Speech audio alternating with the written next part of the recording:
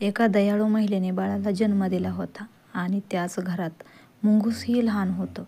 ती महिला दोघांनाही सारखंच प्रेम द्यायची, आपल्या बाळाला आणि त्या मुंगसाला. पण तरीही तिला भीती वाटायची की कधी तो मुंगस तिच्या बाळाला इजा करू नये. एक दिवस तिनं बाळाला झाडाखाली झोपवून पाणी आणायला चालली.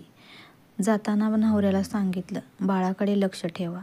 पण त्याला वाटलं मुंगूस आणि बाळाची मैत्री अधिक घट्ट आहे, म्हणून तो भिक्षा मागायला निघून गेला. तेवढ्यात बाळाजवळ एक विषारी साप आला. मुंगूस आधी घाबरलं, पण आपल्या छोट्या मित्राला काही होऊ नये म्हणून त्याने सापाशी झुंज दिली आणि त्याला मारून टाकलं. महिला पाणी घेऊन परत येत असताना मुंगूस तिच्याकडे धावत आला.